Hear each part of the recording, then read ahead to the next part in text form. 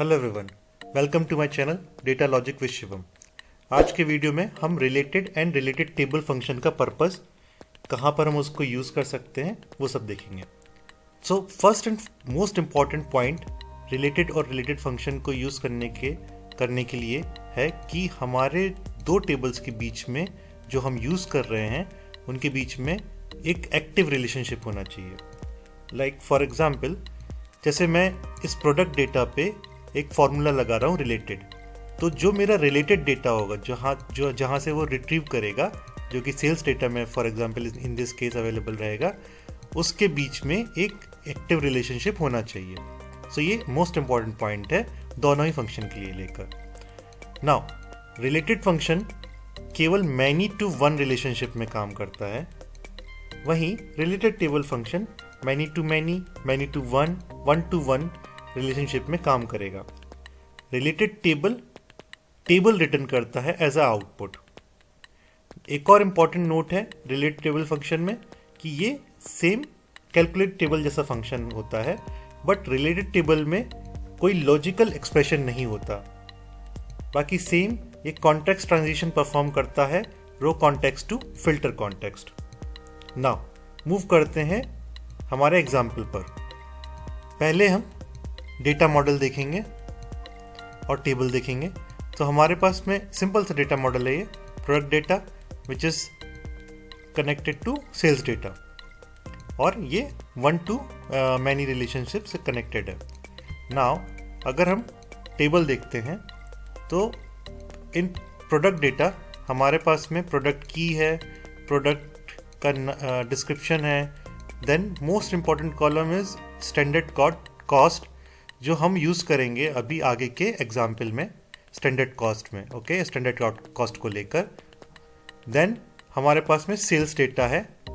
हर एक प्रोडक्ट के अकॉर्डिंग कितनी सेल्स हुई, कितनी ऑर्डर थी, ऑर्डर क्वांटिटी कितनी थी, और उसका यूनिट प्राइस क्या था, और देन उसका total amount, total sales amount क्या था, वो भी हमारे पास में सेल्स टेबल में है। नाउ हमारे पास में दो सिनेरियो हैं। फर्स्ट सिनेरियो में हमको प्रोडक्ट टेबल में ईच प्रोडक्ट के आगे नंबर ऑफ क्वांटिटी सोल्ड दिखानी है। ओके, एंड सेकंड जो हमारे पास में सिनेरियो है, उसमें ये सिनेरियो है कि हमको स्टैंडर्ड कॉस्ट, जो कि प्रोडक्ट डेटा में अवेलेबल है, स्टैंडर्ड कॉस्ट, वो हमको इस टेबल में लेकर आना है और ऑर्डर क्वांटिटी से मल्टीप्लाई करना है, जिससे हमारा टोटल स्टैंडर्ड कॉस्ट निकलेगा। तो ये दो सिनेरियो हैं। फर्स्ट सिनेरियो के लिए जहाँ पे मुझे प्रोडक्ट डेटा में मुझे ऑर्डर क्वांटिटी लेके आना है, सम ऑफ ऑर्डर क्वांटिटी, उसके लिए हम रिलेटेड टेबल फंक्शन यूज़ करेंगे, बिकॉज ये जो है वो वन साइड है प्रोडक्ट डेटा इस, एंड यहाँ पे अगर ये वन साइड है तो यहाँ पे रिलेटेड टेबल काम करेगा, बिकॉज जैसा कि मैंने आपको बताया कि रिलेटेड मैनी साइड ही काम करेगा, रिलेटेड वन साइड काम नहीं करेगा, and related table one side काम करेगा।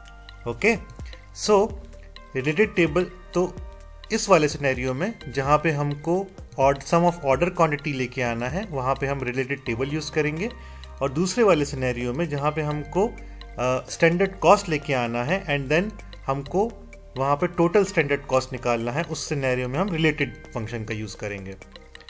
आगे बढ़ते हैं, हम क्रिएट करते हैं। पहले हम standard cost and total standard cost calculate करते हैं।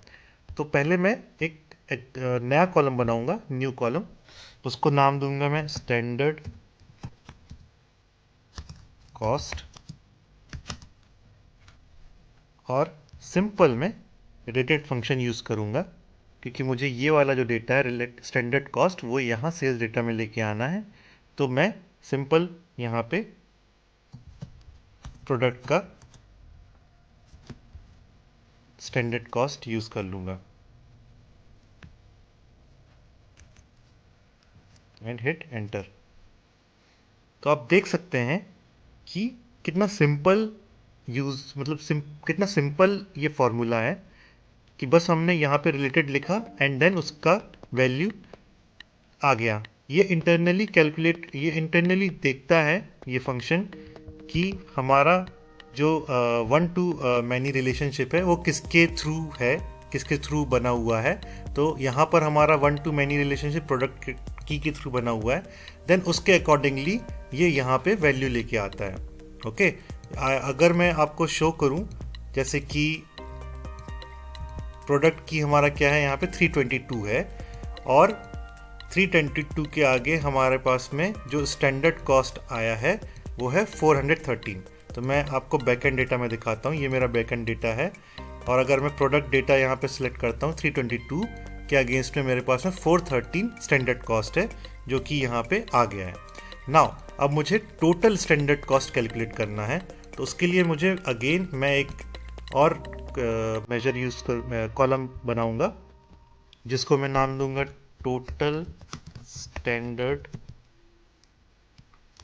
कॉस्ट एंड देन यहाँ पे टोटल स्टैंडर्ड कॉस्ट मेरी कैसे निकलेगी, unit price sorry order quantity multiply by standard cost. Okay, order quantity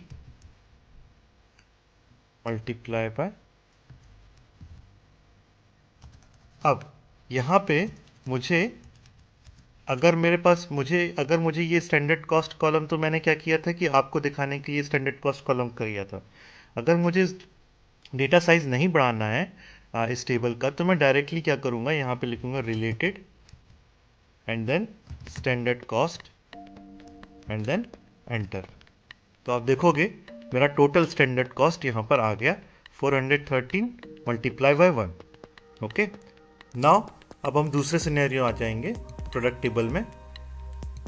दूसरे सिनेरियो में हमको कैलकुलेट करना है कि हर एक प्रोडक्ट का sum of order quantity. Okay, for example this 216 product, मुझे यहाँ पे इसका सम ऑफ ऑर्डर क्वांटिटी चाहिए। ओके, नाउ तो उसके लिए मैं क्या करूँगा, नया कॉलम क्रिएट करूँगा, तो इसको मैं दूंगा सम ऑफ ऑर्डर क्वांटिटी। नाउ यहाँ पे मैं अगर मैं डायरेक्टली रिलेटेड टेबल यूज करता हूँ, यहाँ पे सेल्स डेटा लूँगा, तो अगर मैं डायरेक्टली केवल रिलेटेड टेबल लिखता हूँ तो यहाँ पे मुझे एरर आ जाएगा, बिकॉज मैंने बताया था आपको शुरुआत में ही कि रिलेटेड टेबल जो है वो रिटर्न करता है टेबल, और यहाँ पर हम रो में है, राइट, एक पर्टिकुलर सेल में है। तो एक मोस्ट इम्पॉर्टेंट पॉइंट है कि जो रिलेटेड टेबल जो यूज़ होता है वो हमारे एग्रीगेटर फंक्शंस के साथ यूज़ होता है, जो कि मैंने पहले बताया है, लाइक काउंट रोज, सम एक्स, एवरेज एक्स। तो हमको ऑर्डर क्वांटिटी चाहिए, तो हम यहाँ पे क्या यूज़ करेंगे, सम एक्स यूज़ करेंगे। सम एक्स यूज़ करके हम यहाँ पे सेल्स टेबल का ऑर्डर क्वांटिटी ले लेंगे, उसको सम कर लेंगे एंड एंटर। नाउ अब आप देखिए कि मेरा सम ऑफ ऑर्डर क्वांटिटी आ गया है यहाँ पे। इसको हम वैलिडेट कैसे करेंगे, फॉर एग्जांपल अगर हम इस रो में देखें तो 215 के लिए मेरे पास में 600 क्वांटिटी है, 215 के लिए 600 सम ऑफ ऑर्डर क्वांटिटी है। इसको वैलिडेट करने के लिए हम अपने बैकएंड डेटा में जाएंगे, सेल्स डेटा में जाएंगे और 215 मैंने सिलेक्ट कर रखा है यहाँ पे, और उसका अगर मैं ऑर्डर क्वांटिटी देखूँ, टोटल ऑर्डर क्वांटिटी, तो देखो आप यहाँ पे सम 600 हो रहा है, विच मीन्स हमारा डेटा करेक्ट आ रहा है, राइट। सो ये एक रिलेटेड टेबल का एक ये सिंपल सा एग्जाम्पल है। तो होप कि आपको समझ में आ गया होगा कि रिलेटेड एंड रिलेटेड टेबल कैसे यूज़ करते हैं और कहाँ यूज़ करते हैं। होप कि ये आपको वीडियो पसंद आएगा। प्लीज़ लाइक करें, सब्सक्राइब करें इस वीडियो को और शेयर भी करें। मिलते हैं नेक्स्ट वीडियो में। Thank you.